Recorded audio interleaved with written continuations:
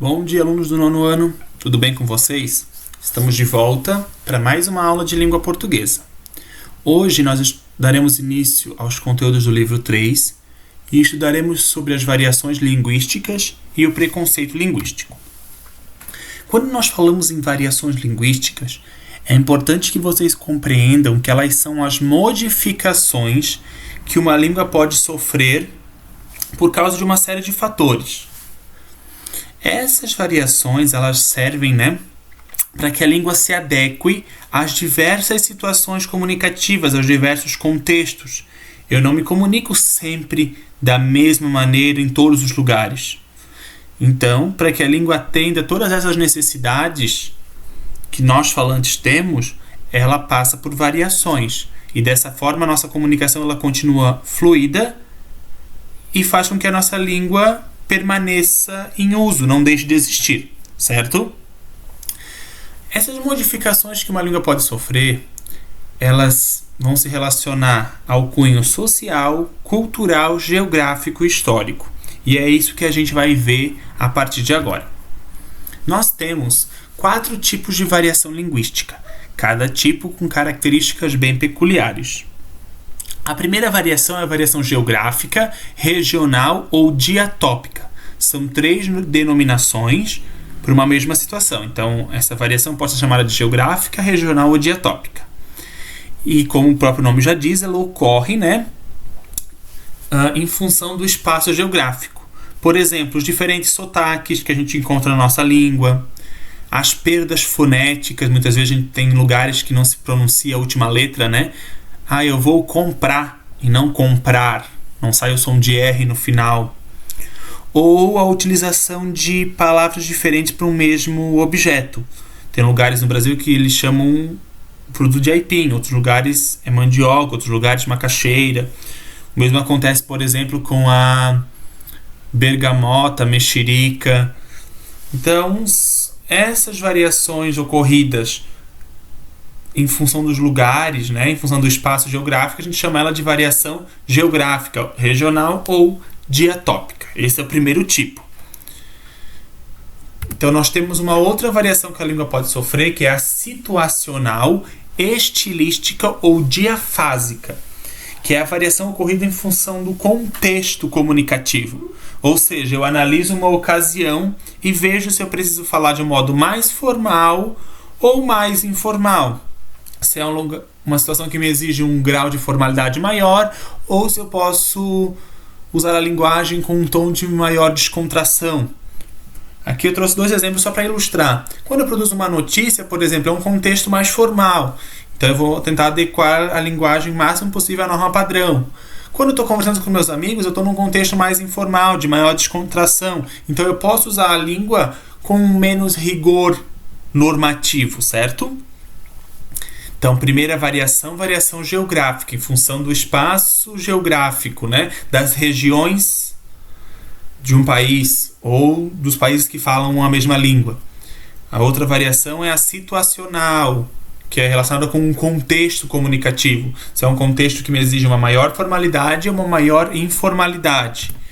Terceira variação é a variação social ou diastrática. Ela se refere às mudanças ocorridas na língua em função da convivência entre grupos sociais que compartilham algo em comum. Por exemplo, o uso de gírias e jargões de determinados grupos. Eu tenho a linguagem própria dos funkeiros, dos skatistas. Eu tenho termos próprios dos médicos. Então, é uma variação que ocorre mais relacionada ao fato de conviver com um grupo que tem algo em comum, que compartilha conhecimentos, que compartilha atividades. Então, lembrem da variação social como sendo algo relacionado ao uso de gírias, ao uso de termos específicos, dos jargões. E a última é a variação histórica ou diacrônica, que é aquela que ocorre numa língua em relação ao passar dos anos, ou com o passar dos anos, melhor dizendo. E a gente percebe quando a gente lê algo ou utiliza palavras que estão em desuso, que não se utiliza mais com tanta frequência. Por exemplo, aqui eu trouxe 2 exemplos. Há muito tempo atrás a gente escrevia farmácia com PH.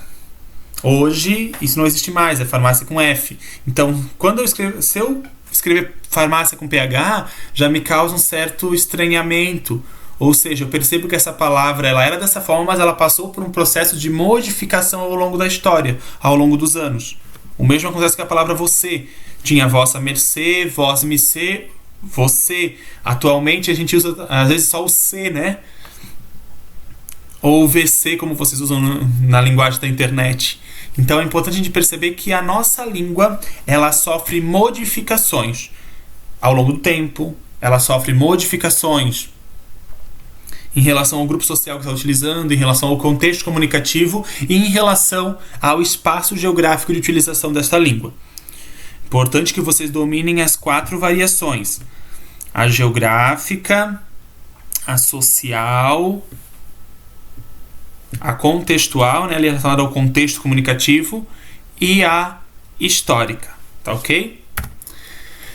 Nós vamos também ver algumas coisas relacionadas ao preconceito linguístico. Nós já percebemos que uma língua ela pode ser utilizada de formas diferentes.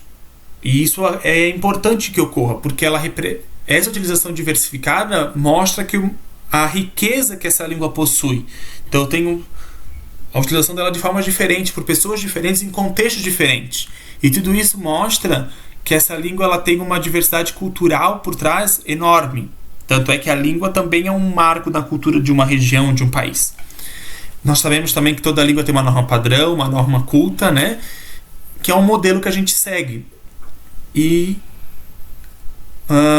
de modo mais formal por um determinado período histórico. Então, a norma padrão é um conjunto de regras determinadas para um determinado período histórico. Por que para um determinado período histórico? Porque se modifica com o passar dos anos.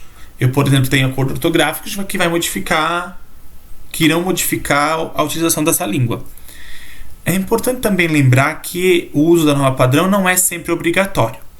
Nós temos que adequar a nossa língua às situações que nós estamos vivenciando. Eu não preciso falar todas as vezes, em todos os lugares, com todas as pessoas, seguindo totalmente a norma padrão.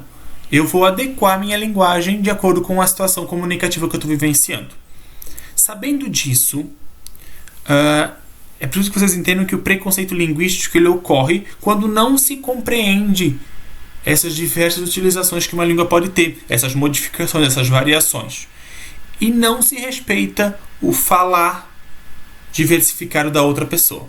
Então, sempre que eu ajo de maneira desrespeitosa ou que eu não entendo por que tal pessoa fala dessa forma, eu estou cometendo preconceito linguístico. Isso pode se dar por causa de um R mais puxado, porta, porteira, por exemplo.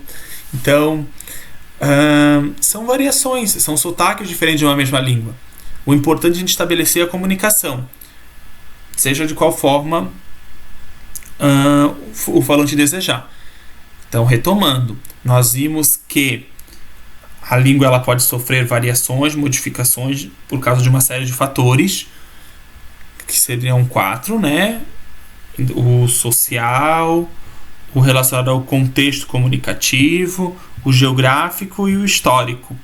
Importante também saber que a gente não respeita essas variações linguísticas, a gente está cometendo preconceito linguístico. Então eu não preciso estar sempre adequado à norma padrão. Eu preciso estar adequado à situação comunicativa. Entendido isso? Lembro também que para responder alguma das atividades do livro didático, vocês precisam saber o conceito de lusófono. Então, lusófono está relacionado com os falantes de língua portuguesa.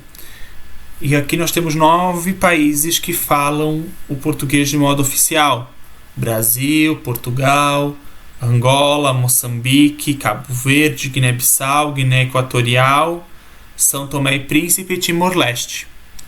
Importante que vocês dominem pelo menos alguns desses países, até mesmo para conseguir compreender que a nossa língua não é falada somente no Brasil e em Portugal, como muitos pensam, e sim uma gama bem maior de países.